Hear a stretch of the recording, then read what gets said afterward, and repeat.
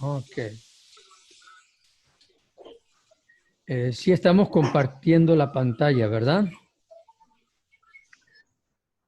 Bueno, La semana pasada habíamos terminado con Gálatas 6:23. Ustedes lo pueden ver allí, porque la paga del pecado es muerte, mas la dádiva de Dios es vida eterna en Cristo Jesús, Señor nuestro.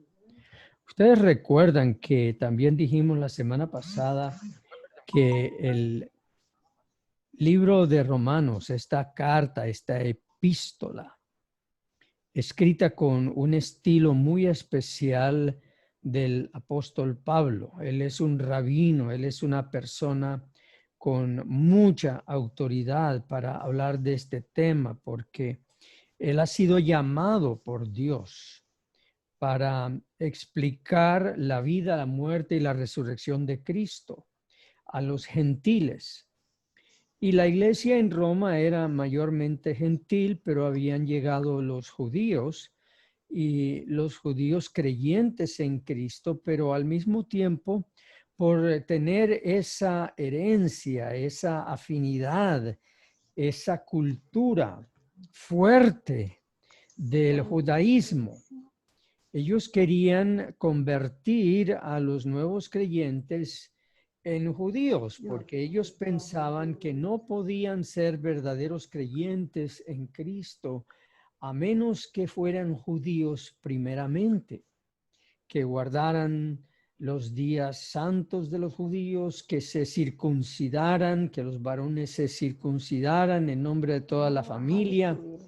Y entonces el apóstol Pablo escribe esta epístola y, como dijimos, es una unidad literaria, es todo un libro, tiene su drama, tiene su trama, tiene sus palabras claves, tiene sus argumentos. Y el argumento que el apóstol ha estado desarrollando, el argumento principal, es que el evangelio de Dios es Cristo venido en la carne para vivir, morir, resucitar a nuestro favor. Que en Cristo nosotros tenemos todo lo necesario para presentarnos ante Dios, ante su presencia. Sea de cualquier manera que nos presentemos, sea si nos lleva a la muerte o sea en su venida, Cristo, su justicia, su perdón, su sangre, su justificación, todas estas son las maneras como Dios usó al Señor Jesús para salvarnos. Y ya que tengamos esa confianza en esta vida, no importa qué nos pase, no importa qué aflicción tengamos, qué enfermedad, tenemos esa confianza firme y segura que al poner nuestra fe en Él, tenemos esa confianza de no haber creído en vano, sino que por medio de Jesucristo tenemos ya la vida eterna. Eso por un lado. Por otro lado, hay una serie de palabras que el apóstol Pablo desarrolla bajo el rubro la ley. Bajo el rubro de la ley está condenación, pecado, muerte, sentencia. Y bajo el rubro de la gracia está Cristo, justicia, justificación, perdón. Así que cuando nosotros llegamos a Lucas 6:23, él está resumiendo hasta este punto lo que él ha estado argumentando. Él dice, porque la paga del pecado es muerte. Y si nosotros ponemos el pecado en la columna correcta, él está diciendo, porque la paga de vivir bajo la ley, pensando que la ley nos da salvación, esa paga por vivir con la mira puesta en la ley, es increíble, pero la paga del pecado es muerte. La paga de vivir bajo la ley es muerte. Y a nosotros nos parece muy extraño porque el mismo Antiguo Testamento, la misma palabra de Dios dice de la ley, si la cumples, vivirás por ella. Pero el apóstol Pablo aquí se concentra, se enfoca en decir que la ley tiene una función y como vamos a ver ahora en el capítulo 7, la función de la ley es meterse en lo más profundo de nuestro psique, de nuestra manera de pensar, de nuestra manera de sentir y encontrar en cada célula que realmente lo que tenemos en nuestra naturaleza humana es pecado. Esa es la función. Y es por eso que dice que la paga de vivir bajo el pecado, bajo la ley, es muerte. Porque la ley encuentra el pecado en los lugares más recónditos de nuestro ser y allí nos condena y nos condena a muerte eterna. Así que este es un buen resumen de todo lo que el apóstol Pablo ha dicho hasta ahora.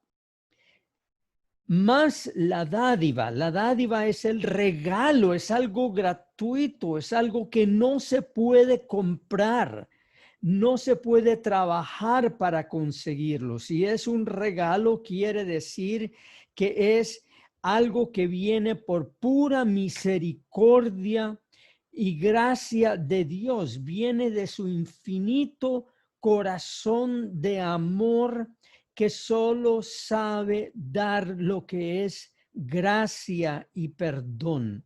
Así que la dádiva de Dios, lo que proviene del corazón de Dios, es vida eterna en Cristo Jesús, Señor nuestro. No debemos olvidarnos que la ley también provino de Dios. La ley también fue dada por Dios a Moisés.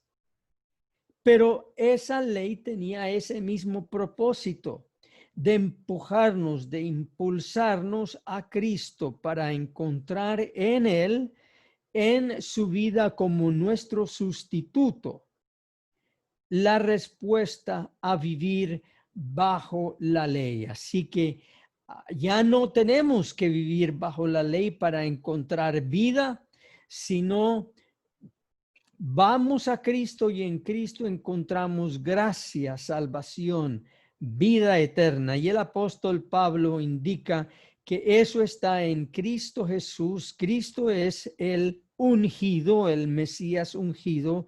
Jesús es el Dios que vive. Y el apóstol Pablo termina ese resumen diciendo, Él es nuestro Señor. En otras palabras, a Él lo servimos.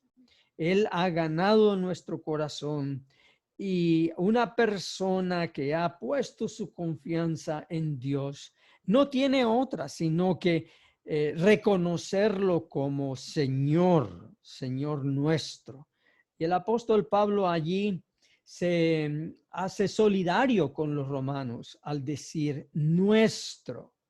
Él no solamente es Señor mío, de mí, el gran apóstol Pablo, no. Como vamos a ver en el siguiente capítulo 7, Pablo nos va a mostrar algo de su naturaleza, algo de su vida, algo muy íntimo y personal a la experiencia espiritual del apóstol Pablo. Así que por esta razón, él dice Señor nuestro. Así que hasta aquí con el capítulo 6. Por lo que entonces ahora vamos al capítulo 7. Y él ahora no ha terminado con su argumento. Es como si él se preguntara, ¿sería que yo expliqué eso bien o no? A veces el apóstol Pablo me hace recordar de una mamá, para decir mi mamá, que cuando nos agarraba a aconsejarnos, ella pues rayaba en la cantaleta. Yo creo que hasta se pasaba de la raya y llegaba a la cantaleta. Pero ella ponía el ejemplo. Miren lo que le pasó a fulanito por estar haciendo esto. Miren lo que pareció a la fulanita por estar haciendo aquello, porque no anduvo en buenos caminos. Y después de terminar con eso, entonces encontraba otro ejemplo, tal vez un ejemplo de la Biblia. O de algún personaje histórico, y seguía con el mismo tema usando diferentes ejemplos, y eso es lo que el apóstol Pablo hace aquí en el capítulo 7. De paso, todavía extraño mucho a mi mamá, que bueno, ya estamos llegando a ¿cuántos? 3 meses de la muerte de ella, ahora el 12, 3 meses de la muerte de mi mami. Pero aquí entonces el apóstol Pablo, de esta misma manera, con tantos ejemplos, dice, puesto que hablo con quienes conocen la ley. Así que nosotros tenemos aquí una buena idea que esta epístola estaba dirigida principalmente a los judíos, porque ellos son los que conocían la ley. Les pregunto, ¿acaso ignoran, hermanos, que la ley ejerce poder sobre alguien mientras esa persona vive? Pareciera una pregunta un poco, una pregunta que tiene su respuesta obvia. La ley ejerce poder sobre alguien mientras esa persona vive. Me hace recordar de una señora que se presentó ante el Tribunal de Tránsito. Y a mí me tocó traducirle a esa señora, una señora hispanohablante allá en California, y ella se presentó a pagar una multa de tránsito. Y el juez le dijo, pero usted, y voy a inventarme un nombre, usted no me parece que usted es Guillermo Pérez. ¿Quién es Guillermo Pérez? Porque Guillermo Pérez es el que necesita pagar esta multa. Y dice la señora, pues yo soy su mamá. ¿Y por qué no vino Guillermo Pérez?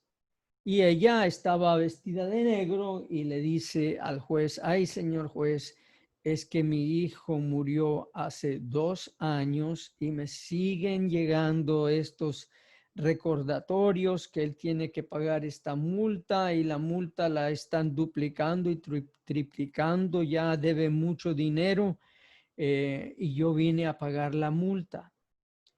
Y aquí está el certificado de defunción de mi hijo. Y le pasó el certificado de función al juez. El juez lo miró y dijo, señora, usted no debe nada, porque la ley no le puede cobrar dinero a un muerto. Así de claro fue. No, pero señor juez, yo no quiero que mi hijo quede mal. Yo voy a pagar. No, señora. Usted no debe nada, usted no cometió esta infracción. Fue su hijo, y su hijo, lo lamento mucho, pero su hijo ha fallecido, él está muerto. No le puedo cobrar nada, señora. Y fue un gran alivio para la señora. Es lo que el apóstol Pablo dice aquí, que la ley no tiene poder de cobrarle nada a un muerto. La ley sí tiene poder de cobrarle a los vivos. Y ese es el argumento que el apóstol Pablo está adelantando acá, que a un muerto la ley no le puede cobrar. Por ejemplo, dice en el versículo 2, por la ley una mujer casada está sujeto a su marido mientras éste vive. Pero si el marido muere, ella queda libre de la ley que la sujetaba a él. Muy claro.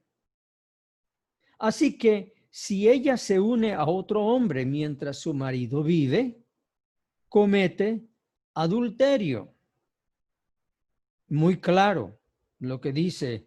Esa es muy buena ley judía. Pero si su marido muere, ella queda libre de esa ley. De modo que si se une a otro hombre, no comete adulterio. Y de paso, era muy importante para una mujer, especialmente si quedaba viuda con niños pequeños. Era muy importante que ella se casara, se uniera a un hombre cuanto antes, porque él era muy difícil a una mujer soltera tener con qué criar a sus hijos. Y era muy importante que ella se casara cuanto antes, se uniera a otro hombre. Y es lo que el apóstol Pablo está diciendo aquí al suscitar este ejemplo, que es importante de unirnos a otro tan pronto quedamos libres. Ahora vamos a ver cómo es que él desarrolla este ejemplo, porque me estoy adelantando. Así también ustedes, hermanos míos, por medio del cuerpo de Cristo han muerto a la ley. Muy bien, el cuerpo de Cristo, ese cuerpo murió físicamente. Y Cristo murió en nuestro lugar, pagando la deuda a la ley que nosotros tenemos o teníamos. Así que por medio de él nosotros morimos. Y enseguida él dice, para pertenecer a otro. Y ahí nosotros vemos la urgencia que existe en el ejemplo, que si se muere el marido, era importante que se casara inmediatamente. Entonces aquí él dice, cuando Cristo murió a la ley, ustedes también murieron. Y es importante que inmediatamente ustedes pertenezcan al otro, es decir, a Cristo, al que resucitó de los muertos, ya no al que murió a la ley, sino al que resucitó de los muertos, a fin de que demos ¿qué? Fruto. A fin de que demos fruto. Ustedes están entendiendo aquí que un cristiano no puede dar fruto que valga la pena, un fruto verdadero, a menos que haya muerto a la ley. Muchos dicen que los frutos que nosotros debemos dar son frutos de la obediencia a la ley. Pero aquí el apóstol Pablo está diciendo totalmente lo opuesto. Que para dar fruto para Dios tenemos que haber muerto a la ley y resucitado con Cristo. Y todo esto es algo que sucede por la fe, porque obvio que nosotros no podemos regresar a 2000 años atrás y morir con Cristo y resucitar con Él. Estas son gestiones de la fe que se nos da para por la fe unirnos a Cristo en su muerte hace 2000 años y unirnos en su resurrección. No hay otra manera de hacerlo si no es por la fe. Y el apóstol Pablo dice, el que muere a la ley ya no da frutos a la ley, sino da fruto para Dios. Es una inversión de categorías. Es algo contraintuitivo. Es un pensamiento muy común al apóstol Pablo, que él invierte los términos, los conceptos, las categorías, y esa es parte de la conversión. En el griego se llama metanoia, es un cambio de pensamiento. Porque nuestro pensamiento dice que si queremos vivir para Dios y dar fruto para Dios, entonces debemos estar bajo la ley y regidos por la ley. Pero el apóstol Pablo cambia, invierte estas categorías, estos conceptos y dice, ahora ustedes van a dar fruto para Dios si es que de veras mueren a la ley. Y es importante que si ustedes mueren a la ley, si ustedes dicen, yo voy a unir mi fe a Cristo, a su muerte, de inmediato ustedes unan su fe a su resurrección. Y en la resurrección ustedes recuerdan lo que Cristo dijo al resucitar. Fue como decir, justificados, están justificados. Así que la resurrección es muy importante porque la resurrección nos dice, tú eres justo, tú has sido justificado por la muerte de Cristo. Él pagó tu pena, por lo tanto tú no debes nada, eres justo ante Dios. Y por lo tanto puedes rendir fruto para Dios. Solamente una persona justa puede hacer obras justas. Una persona que no es justa, que todavía está trabajando para hacerse justa y santa, esa persona no puede hacer obras justas y santas, porque todavía no lo es. Pero una persona que ha sido declarada justa por la palabra de Dios, que no puede mentir, entonces esa persona sí da fruto de justicia, fruto para Dios. Entonces él sigue hablando acá, muy fuerte, porque mientras vivíamos en la carne, nuevamente, vivíamos bajo la ley, es lo que él quiere decir, porque carne pertenece a esas palabras que están bajo la ley. Las pasiones pecaminosas estimuladas por la ley. Ustedes se dan cuenta aquí cómo la ley está actuando sobre las pasiones pecaminosas, sobre la carne. Actuaban en nuestros miembros y producían frutos que llevan a muerte.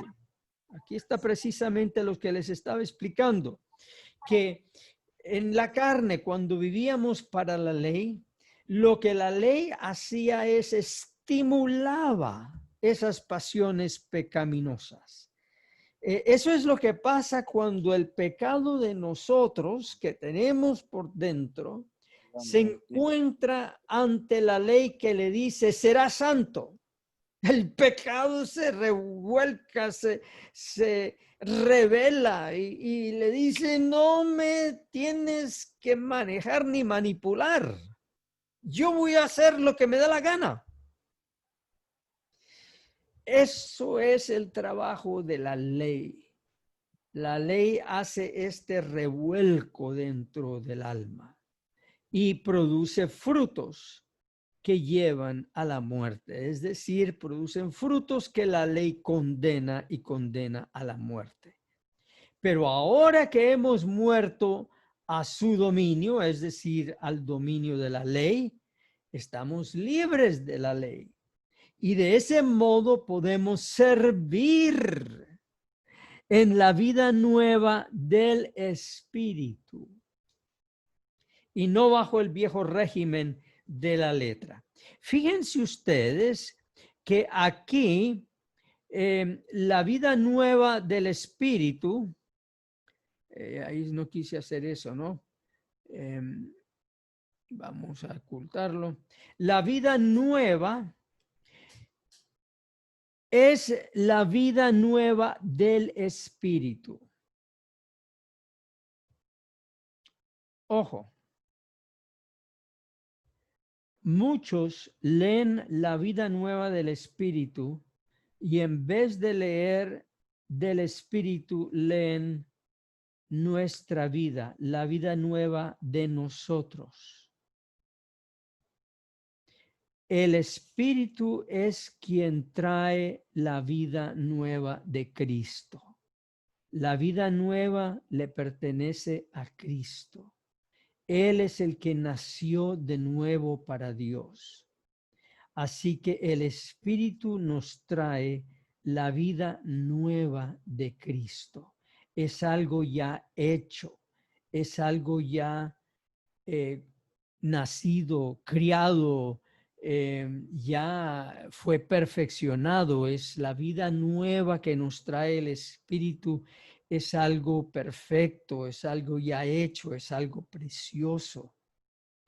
Y en ese nuevo sentir de que vivimos bajo la vida nueva del Espíritu, que es la vida de Cristo, es que como nosotros servimos a Dios y damos fruto. No es una vida en la cual nosotros estamos luchando y castigándonos.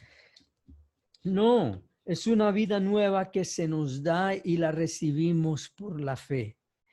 El viejo régimen de la letra, el viejo régimen de la ley, esa sí nos exigía. Ese es el régimen que exige y exige y exige y siempre exige más. Dice, amarás a tu prójimo, así que nosotros amamos a nuestro prójimo. Y la ley nos dice, pero puedes amarlo más. Y nosotros amamos más. Y la ley nos dice, puedes amar más. Ese no es el régimen bajo el cual vivimos. Nosotros vivimos en esa vida de Cristo, el cual nos amó a nosotros y ya nos ha dado su vida plena para que nosotros vivamos en ella. Bien, aquí me dice que tenemos menos de un minuto, así que vamos a salir y vamos a volver a conectarnos.